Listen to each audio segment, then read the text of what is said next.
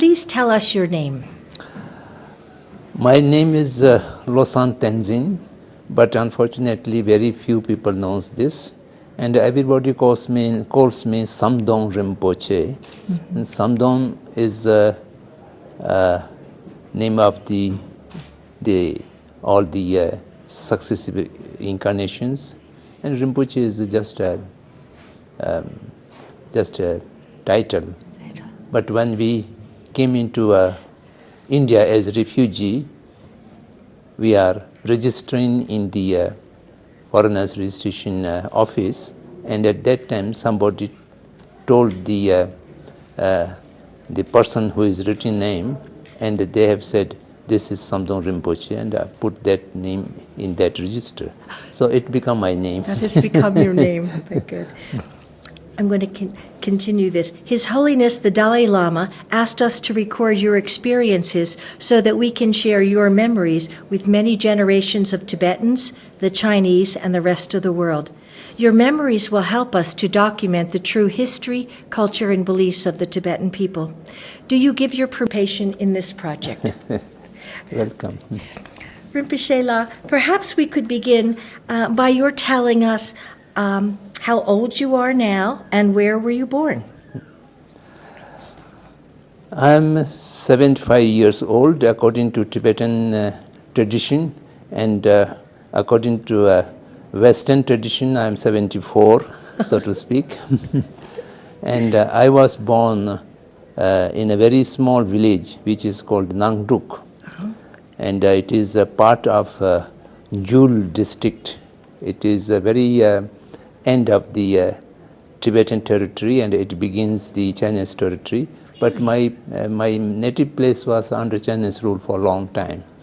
And so I born in that remote place, which is now in the Yunnan province. And at this moment, it is called Dechin Autonomous Prefecture. Yes, I see. And what did your family do for a livelihood? My family was a poor farmer. We have a small piece of land, and we also have livestock, about 50 yaks and female yaks. I see. And one of my uncle used to go after the animals on the mountain. Yeah. And my father was a farmer who do cultivation on the land. And my place is quite low altitude. We do have 2 crops in a year, sometimes 3 crops in a year. That allows for a lot of turnover. Yes, lots I of see. turnout, yeah. And you said your village was very small. About how many families were there? During my lifetime, I was there are only 12 houses. Really? Yes. Now I was told there are about 25 or 26 houses. Yeah. Small growth. Yeah, small. Yeah. How many people were in your family? I do not remember exactly. My father has 2 wives, and from the first wife, we have 2 elder sisters, and then from my mother, there are 7 children, and I'm the alone survivor. All other, my younger sisters and brothers are all passed. My elders are all passed. You're the only surviving member. Yes, only survivor member among nine I see. sisters and brothers. Wow. Tell us what happened in terms of your early life. What are some of the most memorable experiences that you can recall? I was very young, about 3.5 years old. My uncle monk from the local monastery used to visit our house quite often. Then each time I insist that I should go with that monk to the monastery. And once I very much insisted, and I just hold on that monk, and I refused to let him go. Then my father thought, let him take to the monastery, and the next day he can take me back. So then that day he took me to the monastery, And when we reached to the monastery do not allow to keep small children in the Yes. monastery campus. And my uncle monk has a very difficult time to seek the permission. Later on, he told me. Then anyhow, the monastery authorities think I should allow to remain there. The next day, my father came to take me back, but I refused to go back. So then, since then, I remained in that monastery as a very small child, and I was looked after by that uncle monk. And At then 3.5? Yes. Then 3.5. Then I was about 5 years old. Then I was told, being recognized as the 5th Samdhong. So since then I was being very well looked after. All the facilities were there. For people who don't know about the Samdhong, could you please explain what you mean when you say I was recognized as the 5th Samdhong? During the 7th Dalai Lama, Yes. 7th Dalai Lama have sent abbot to 3 monasteries of my place. There, one monastery, my own monastery, is known as Gaden Shilin. Yeah. And then there's another monastery about 50 kilometers away that is called Ngopo Yanchenlin. And then yet another monastery which is a bit far away, about 100 kilometers far away, that is called Tunduling. And this 3 monastery used to have one abbot. And that abbot is to be appointed by the Deponlo Salim Monastery. And during the period of 7th Dalai Lama, a very good practitioner monk whose name was Papa Rabga was sent to be abbot of the 3 monastery. He worked abbot of that monastery, 3 monastery for about 3-4 years. Then he completed his tenure, and thereafter he was requested to remain in my monastery, Gadente Shilin. They don't have any Rinpoche at that time. I see. And then he remained and he passed away in my monastery. And then the second was recognized as the reincarnation of the Papa Rabga. And the second was born in a house which is known as Samdong Tsang.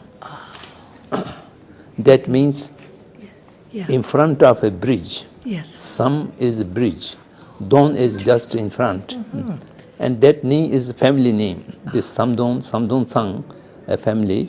And the boy was born there, and then at the small age he says, my monastery is somewhere else and I must go there. And then he was recognized the second Samdong, and which was named as Tempe Nima.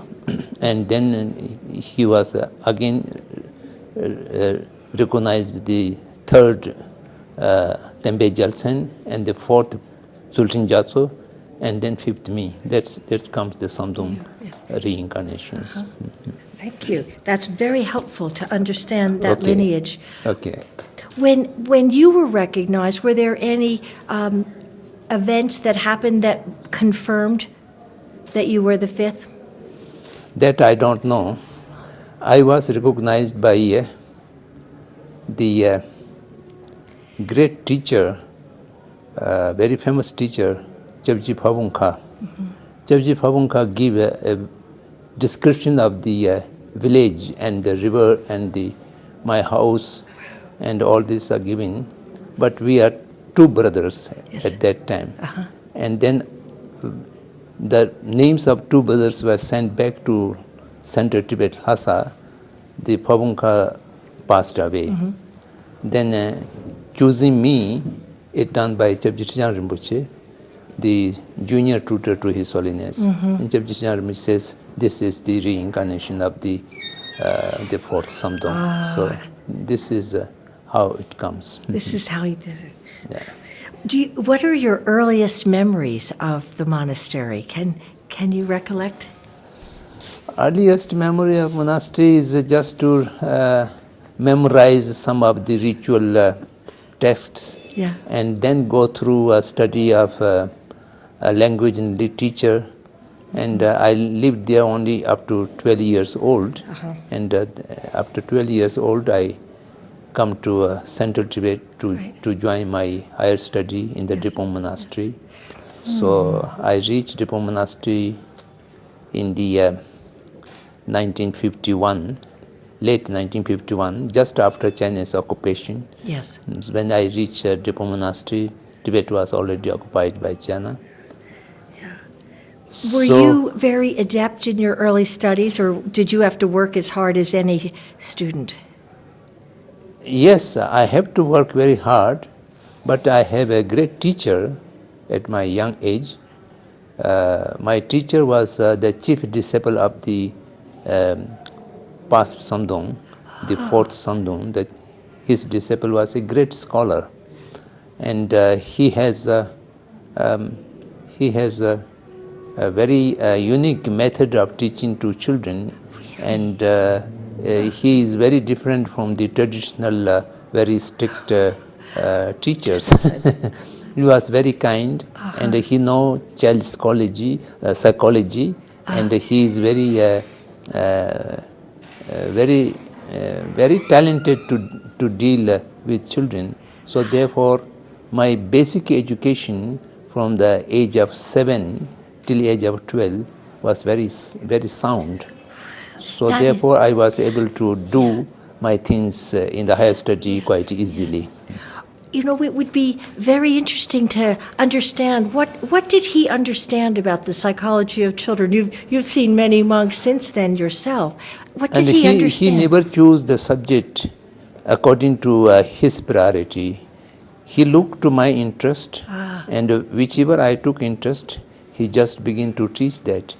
And from that, I never felt boring in the study. He captured. Yeah, he captured what your imagination was. What my imagination, what is my interest, and what is my curiosity. Yes. And then my curiosity are sometimes very ordinary or stupid things, but he never discouraged. He always encouraged to go further, to ask questions. And even the silly questions he tried to answer, and even to make it further inquiries. He respected your questions. Yes. And he honored your curiosity. Yes. What was this teacher's name? Most Venerable Ngawang Jimpa. Ngawang Jimpa. Wow. It was a very formative time in your life, because he taught you not to be afraid to ask questions. Yes. And not to feel stupid. Right. See? Yes. This is a brilliant teacher. Yes, very brilliant teacher. So that was my most, I feel I'm most fortunate that to get at an early age such a vast knowledge and a great scholar, yet able to deal with a child. He knew the language of a child. And the capacity of a child. So, that was a very fortunate event. Have you ever encouraged other teachers to use those techniques? I do. Do you? Yeah, I do. Yes. And I'm just curious, have you ever written about that style of teaching the Dharma? No, I have not written anything. So, you had that wonderful education and mentoring, and then how was the decision made for you to move to Drepung? This is a tradition. All reincarnated lamas, they have to go to Central Tibet, wherever they belongs to. For example, the Nyima tradition, they go to Dorjita or Minduling. Or the Sakya, they go to the Sakya, and the Kajupas, they go to the Surpu, and the Gilupas, they go to either of the four great monasteries in Drepung, Sira, Ganden, or Trashlimbu. So all the higher studies, reincarnated lamas have to go through higher studies, and for the higher study, they must join the central bigger monasteries, where they have a huge people are studying, and then they can debate and they can take the whole education. But unfortunately, I could not complete my education in Drepung. I lived in Drepung only 8 years. What was it like to go from such a small area where you were to go to Lhasa? What was that like for you? It was, today I think back, it was a great adventure because from my native monastery to Lhasa, Yeah. when I moved on horseback, Yeah. it took 75 days. 75? 75 days. So the journey was very interesting, and we have about 100 mules. Oh, did you? And so many workers. Yes. And then attendants, and all together I think there are about 50 people and 100 mules, and every day we take journey about minimum 15 miles, maximum 21 miles, and by that way, Yes. so going through very good sceneries and different places, and finally we reach Lhasa, and then I entered into the monastery. So Yes. this was yes, very adventurous, Yes, and adventure- also very adventure very to very see new the world experience. Yeah, this way. very new experience. Yeah. And did it take 75 days because it was so difficult, or because you stopped and prayed at different places? Why? No, we never stopped much. Sometimes one day stopped. I think this is through whole journey. I think 2 or 3 times we stopped one day for a resting. Otherwise, once we have to pass through snowy mountain and snowing, and the next day everybody was Snow blind? yes, snow blind. Really? And one day we have to stop. Yes. So that was a very painful experience. Yes. And otherwise, as I mentioned, sometimes we move up to 15 miles. All the road, the miles are being marked. Yes. So 15 miles is minimum, and 21 miles is maximum. So 21 miles means about 25 kilometers, something like Yes, that. yes, Yeah. it would be. Were you the major reason for this caravan, for this entourage? Yes, It was to entourage escort is you. mostly, but the establishment used to trade between Central Tibet and my native place. They used to go to Lhasa every year They did. with those mules and all this group. Yes, yes. But when I come to Lhasa, then it was little different. The entourage is more Special. organized. Yeah. A little more special, Yeah, a little that's more right, yeah. organized. Not so casual. Not so casual. Not so that's right, casual. that's Not right. so casual. And so, when you arrived in Lhasa, can you recall what your first impressions were of the Potala Palace and everything? Yes. When I reach near Lhasa, 3 days before, we arrived to the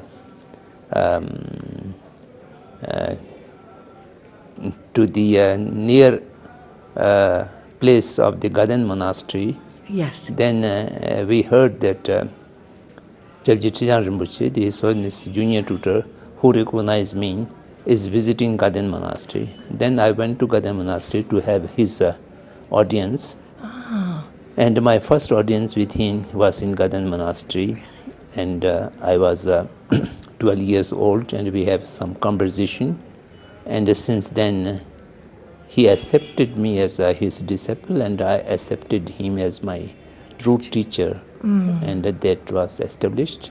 And the Gaden Monastery was the monastery of Jitsongkhapa, and by that way also very important. And then after that, only 3 days we reach Lhasa. Of course, before I am coming to Lhasa, I saw the photograph of Potala Palace. Yes. In the Potala Palace, I have some picture in my mind, but when see it is an original, that is much difference from the picture. Then of course the main temple of Yeah. Lhasa Tsulakang. So traditionally people tells us that when you reach Lhasa, before taking tea, you must have the pilgrimage into the Tsulakang. That I did. Jokang. And then thereafter, gradually I met Chabji Ling Rinpoche, the senior tutor of His Holiness. That was also my teacher. And then my monastery teacher, Chabji Pangang Rinpoche, and he came to Lhasa to receive me. I stayed in Lhasa for 5-6 days and then go to Depot Monastery. Really? Once we entered in the monastery, then of course the monastic discipline is to be followed. Right away. Yes, the right away. The party, Yeah, the yeah. adventure Yes, was over. yes. The adventure. Yes, And now yes. it was a new adventure. Right, yeah, Yes. yeah. And His Holiness, how often did you see him, the Dalai Lama? I reached Lhasa the ninth month of the Tibetan calendar. Then 10th, 11th and 12th, 3 months I have not seen the Dalai Lama. Only for the first month of Tibetan calendar. Yeah. It might be sometime in February or early March in the 1952. Then His Holiness visited the Molam festival in Lhasa. Yes. And that time I saw him for the first time.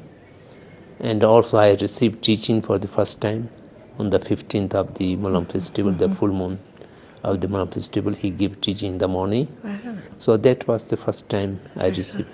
Then thereafter in Tibet, usually 3-4 times in a year, we do have His Holiness audience. It's not very audience can see him or to receive his blessings. Do you remember any of your first impressions when you saw His Holiness? Yes, that memory is very still very much clear. I first saw His Holiness when he is passing from the first floor of the Tsulakang, and we are still low down, and I can have a glimpse of his face and his smelling, and then he comes down and installed into the throne. And then we hear for the first time his teaching. The most impressive was the unique voice. His voice is, no one can imitate his voice. Yes. It's very unique voice. Yes. So Very resonant. yes, very melodious, and the words are very clear, and it goes direct to your heart. Yes. So he gave teaching on that morning from the Jataka stories, and there is a first Jataka story, Jabu Chambeto. I still remember. He gave a narration from the Jabu Chambeto's Jatak, and he gave quite extensive explanation, and that was the first teaching. And then since then I do attend almost all his teachings in Lhasa or Nublinka or Yes. Potala. Yes. You were close in age to His Holiness. He is a 4 years I know. senior. Only 4 years 4 senior. years senior to me. So, in that sense, that must have been also very interesting to see someone 4 Right. year older Yes, yes, yes. with such charisma. That's right. Yeah, yeah, Yeah. that's true. Yeah, I think so. Rinpoche Lao, what happens to you next in your studies? What happens? In the 9th month, when I entered into monastery, then of course we begin our study. The subject to be begin, the first subject is logic. Buddhist logic is considered to be Yes. key to other studies. Unless you understand the logic, you will not able to analyze the things in the other subjects. And then thereafter I got a teacher in the Tibet Monastery, and then I studied, and I was not bad student because I have good background to my native monastery, and my teacher has taught many things. So I can cope with my studies quite easily. Yes, quite easily. So I don't remember anything which I find difficult. Of course, I was not able to complete complete the study in the monastery. It will take at least 20 years. Yes, I know. So I was only able to stay there 8 years. 8 years. Yeah. I know that. So it is not even half. Right. So then, after coming to Excel, my teacher persuaded me to continue my study, but that study is very shabby. Yeah. And we cannot study like. So of course I completed all the texts and all the subjects which require for a Gishi, but the later part of my study is not very thorough. When you first arrived there, as you said, you didn't get to complete it. Were there any experiences of the Chinese just that you knew from inside the monastery? What was your understanding of what was happening outside? When I arrived to Lhasa, the first and foremost visible sign of occupation is a radio program. A radio program is called Trungchil Hase Kuyu Janda Longtin Lekhung. Trungchil Hase means the city of Lhasa, and Kuyu Janda means with a tar, with a wire, and then on that wire the what you call the microphones have been placed on the housetops. Yes. Yeah. Yes. And 3 hours a day, the noise pollution used to be there, and always talking all the time how the Tibet have been peacefully liberated through 17-point agreement, and who were the people who signed the 17-point agreement. And hearing to that, we remember everybody's name. And they always used to say, that means having all authority, Mr. Ngapu Ngaonjime. Yes. Because people used to say the agreement was concluded under duress, and Ngapu was not authorized to enter into such agreement, and there is no authority. So therefore they always repeat. The Ngapu Ngaonjime has all authority, and with all his authority, and he has signed this. And each day they repeat what are the 17 points and how important is coming back the Tibet to the main house of the big family, yes, and so on and so forth. So this is visible, one thing. And the second visible is all the places near the monasteries and government establishments, they have put the military camp. Yeah. And right in front of Depot Monastery, we call it Jangta Linka. That means right from the Depot Monastery we can see there are thousands of tents have been put, and later on it become barracks. Yes. So this military presence was very visible.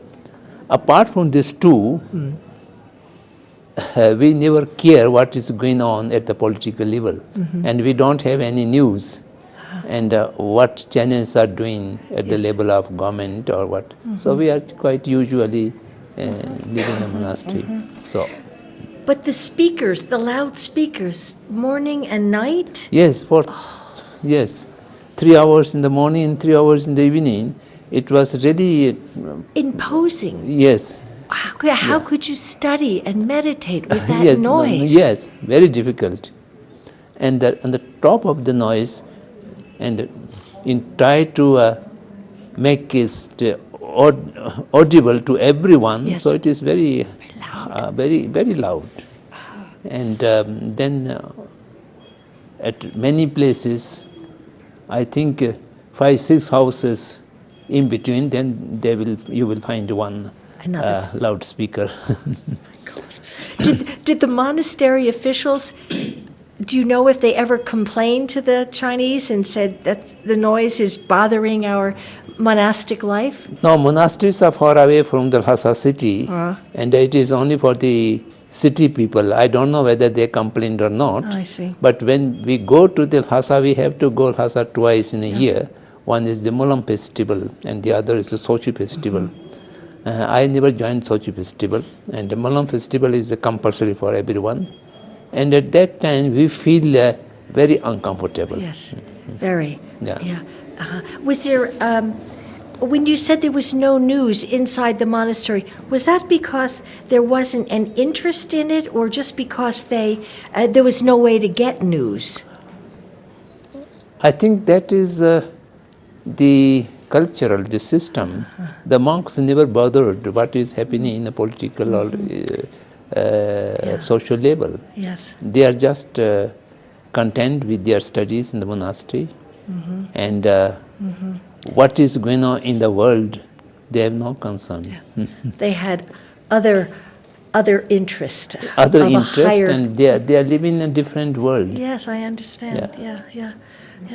And then when did things begin to really change for you because of the Chinese presence? What started to happen that created more havoc? Increase of population, Chinese population. Yeah. Increase of Chinese population means 80% military personals, just 20% civil workers or some other Chinese businessmen also. They are very few. And due to that increase, for the common people, one visible problem is inflation, the increase of cost. All commodity, the butter or the tea or whatever the daily usage of people, they become very costly, and which makes people, which makes the Chinese presence more unpopular. And apart from that, this Tibet government is functioning as usual. There's not much disturbance. Of course, only that two regents, Lokhan and the Losang Tashi, these two have to remove due to Chinese pressure. Yes. This was one visible. Otherwise, the things are going, monasteries or the government's business are going quite usually, functioning quite usually. Okay, yes, I see. And when it was 1954, 55, His Holiness had to go to Beijing to attend the National Congress. And when His Holiness left Tibet, people felt very unhappy. Unsettling. Yes. Unhappy. There are so many doubts when he will come back, how he will come back, and the roads are not good, and it's a very long journey. Yes. So that was that little bit shocked the Tibetan people. Yeah. But then next year he come back, and the people become again normal. Then 56 he went to India, and at that time people did not felt much uneasiness. So the real uneasiness feeling was sometime in 1957 and 58, because 56, 57, the uprising in the Kham become more visible, and their armed resistance. And then 1958 in Central also, the Chushiganduk armed resistance was established in the south of Tibet. Right. And we hear sometimes the news a little bit about that. And that time people seems to be quite intense. But till 10th March of 1959, in spite of little tense and His Holiness security arrangements are much upgraded. Apart from that, there's not much Concern. unusual. Concerns were there, but things are moving usually. Just before the 10th March, Molam festival was concluded, and that Molam festival was, His Holiness was giving the Gishil Haramba examination, and which was a very, very important and unique event. Yes. And everything went very smoothly. We only say, can visualize that armed Chinese military personnel, truckloads are moving around. We don't know where they are going to, but sometimes going, sometimes coming. This is not very soothing to your eyes. Apart from that, there's not much difference. The things are going usually. And then Manam festival was completed, and His Holiness went back to Novolinka, and everything was smooth. And the 10th March morning, then we heard that His Holiness had been invited to the Chinese military camp, and instructed that not to carry his personal security people there. And then uprising of the civilians in Lhasa to request His Holiness not to go to the Chinese military camp. And if His Holiness might go there, then he might be taken away. Exactly. So this was the some information or imprehension both, and you might have read in the His Holiness books, and many other accounts are there. Yes. So that morning, the things are changed completely. And then 10th March to 21st March, the 11 days were, of course, very, very tense. Yes.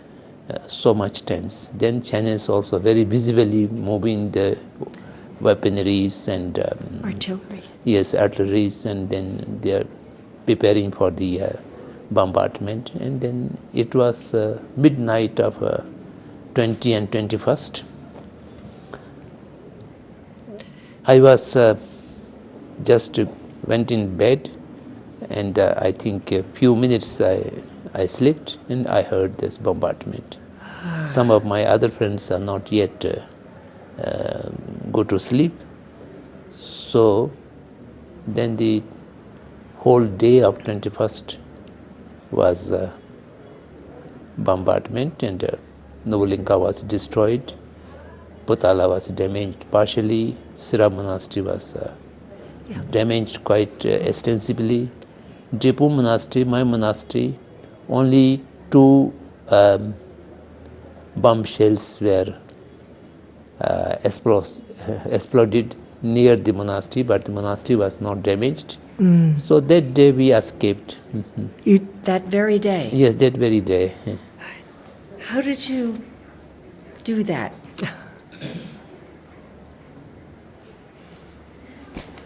Seeing the damage of Novolinka, Potala and Sira Monastery, a sense of insecurity living in the monastery. And then we have the authentic information that His Holiness is not in the Novolinka, and he has already left to the south. So with these two, one, the fear of bombardment, and secondly, His Holiness is no more there, and we should go on that direction, and don't know where to go and how to go, but I think it is just spontaneous, and then people looking each other. There are many monks are going in one direction, and the other monks are also joined by this way. Of course, there are many monks who refuse to go out. Yes. They remained in the. But I think almost 60% of the monks have escaped on that Who day. did you travel with? First, I requested to my teacher, who is very old, ask him to leave the monastery, and I told him I'm going and you should also go. And we only say that we should go to the south of Tibet, where the Khampa resistance group were there. There's no Chinese military presence, and also His Holiness went to that side. So this much we know. Then I joined my other teacher, who is younger than the older teacher, and we come together. And one night we stayed in the caves of the backside Dippo Monastery, and the next morning we saw all the monks are going the upside and go behind the mountain. So we all joined together. You joined them? Yes. What kind of provisions did you carry? What kind of? Did you carry any food, any clothing with you? No, not much clothing. We carried sufficient champa, and then some tea or some butter, so which may be sufficient for 3-4 days, and we cannot carry much weight because we have to move. Were you moving on foot or on horses? On foot, you were on moving foot. on foot. We are moving on foot for about 2 days, and then we reached the border of the south, where the Khampa resistance were in occupation. Then I got a horse, and we are 2 people, and I did not mount on the horse, but the horse is for our luggage. Yes. So we become very easy. Yes.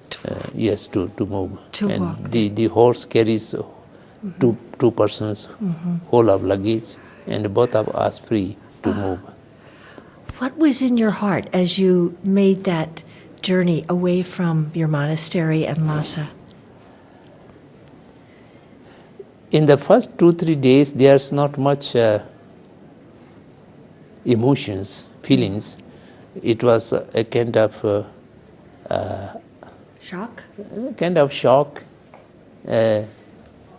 not knowing what to do and not knowing where to go, but not to stay in the monastery, and looking each other, many people going to one direction, and we followed to them. And then after few days, then we have a heavy heart because of the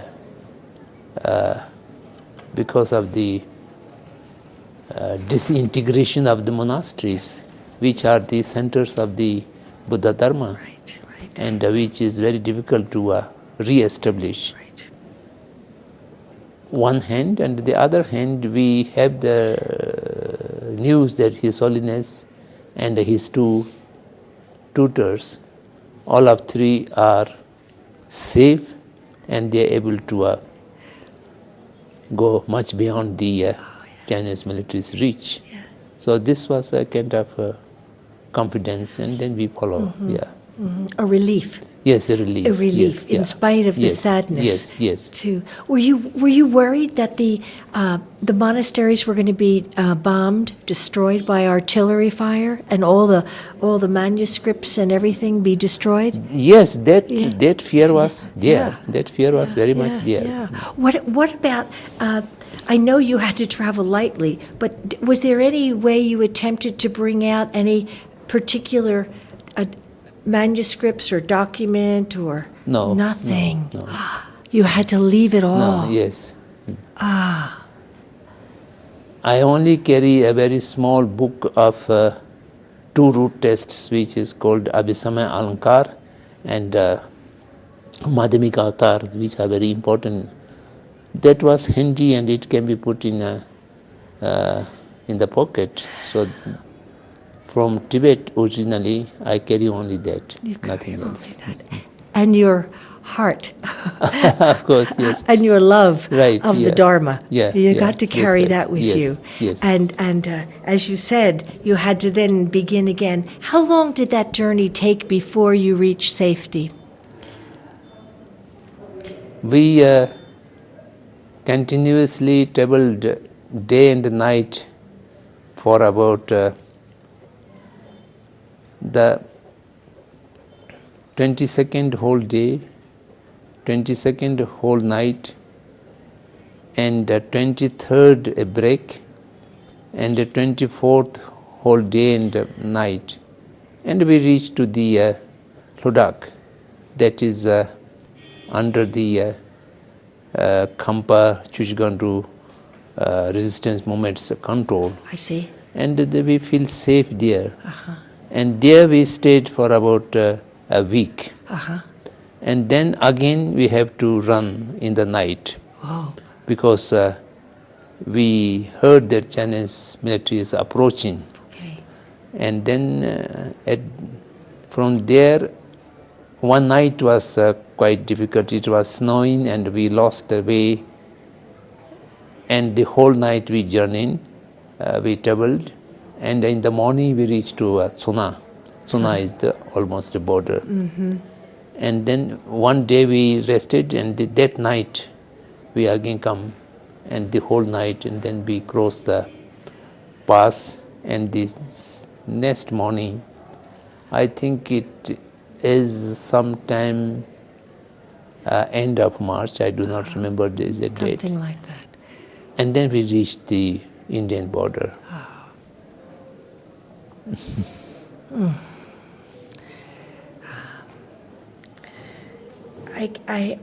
I can only imagine how painful it was to leave. But what kind of prayers were in your heart? What can you remember what you were hoping and praying for? There are few concerns in our mind. The first and foremost concern is safety of His Holiness and his two tutors. All of three were root teachers to all of us. Yes. So that is our first concern. And second concern is the Buddhist tradition, the Buddha Dharma, which is been very much living tradition in the monasteries. And when the monasteries are abruptly disturbed, their tradition is going to be very much damaged. Yes. Yes. And that's why as soon as we reach to India in the refugee camps, the first thing the monks did was try to continue their studies and then continue the monastic rituals which are necessary to remain as a monastery. Yes. So in the summary, I very much remember we have the fortnightly rituals of the monastic, and we continue to study, try to study and debate. So I think for the monks, I don't know for the lay people, for the monks, and particularly for the monks who are studying in the monasteries, their great concern was how to keep the study alive. Yes. I think, Geshe Rinpoche La, you have helped keep history alive today. Thank you. With your story. Thank you. And for sharing how essential and important the Dharma was. Right. Because that was the heart of Right, what yes. you brought from Tibet. And I hope that you feel that the new beginning that the monks have had, that we have not lost too much. Now you can see how much is revived here. Do you feel? This is evident. Yes. Yeah, this, Do you feel yes. satisfied with the revival? Yes. God. Okay. Okay. I so need not explain that, you can see for yourself. Yeah. I do see. Yeah. Thank you so much. Thank you. We Thank you. have one, so we're very honored to record your story, and thank you for your Most participation. welcome. Most welcome. May we ask for 1 minute to take one picture for the project? Oh, yes. Oh, thank you. That would be very nice. Okay. You can stay.